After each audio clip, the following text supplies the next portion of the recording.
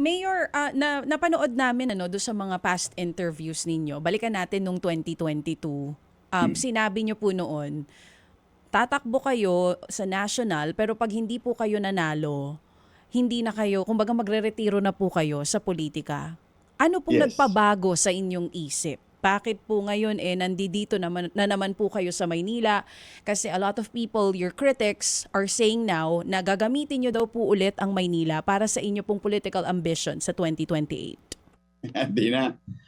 Tama na yung minsan kong pinangarap yun na ialay ko ang sarili ko sa ating mga kababayan sa buong bansa. But for the meantime, I'm focused on the new mandate here in Manila, and we're gonna do, hopefully, pagbibigyan tayo ng mga taga Maynila in the next 10 years.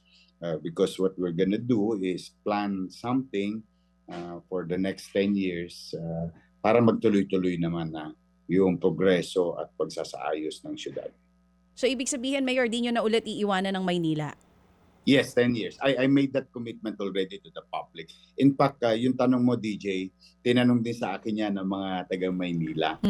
Sabi nyo, baka iwan mo Baka na naman iwan mo kami. daw ulit, opo. Sabi ko, hindi ko naman kayo iniwan. Oo. It's just that, if given a chance at that time, it's the same country, where the city of Manila is still the capital, and I can still do service. Yun yung paliwanag ko sa mga lolo't lola natin. Usually kasi, DJ Chacha, yung mga nagtatanong nun, yung mga senior citizen natin. Kasi napamahal sa akin talaga yan. Na talagang inalagaan natin. And then I committed, sabi ko, hindi na ako.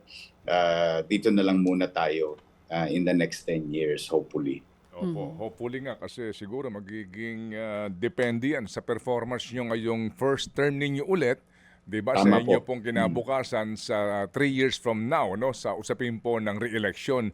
Pero sabi nga, balikan ko lang ito, Mayor, bakit ka ba nakumbinsin tumakbo sa pagkapresidente? Ito ba ay dahil sa nanguna ka muna sa survey? Yan ba ang kumbaga kumiliti sa iyo, yung survey na yan?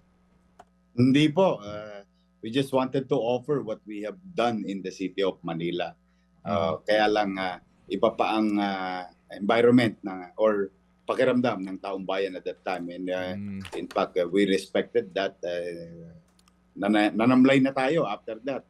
Tumahimik na tayo until that there's an incident in Manila that nag-clamor yung tao. Naalala nyo yung nag-viral na yung bumalik ka na. It came from the people. Sa may Antonio Rivera nangyari yun. Opo, opo. Sige, so Yorme, ano leksyon mo doon nung nagdaang 2022? Kung meron ka bang leksyon na natutunan doon, Mayor? Meron naman. One, you don't react on things and make it personal. Kasi meron din naman akong pagkakamali noon, Manong Ted. May nangyari, then I reacted emotionally and brought it in the campaign. I think that is one of the lessons in 2022, which I brought it here in 2025 election. Napansin nyo, Manong Ted, hindi na ako halos nagpa-interview. Dumiretso na lang ako sa taong bayan. Doon na ako nanagot sa taong bayan, in a town hall setting. Ano yung nangyari na yon, Mayor? Ano po yon? Yung kaninyo na isa sa mga pagkakamali ba? Ano po yon? Yung mag-react ka sa isang sitwasyon and you brought it in the campaign. Kailangan talaga mahaba ang pasensya mo pag kampanya.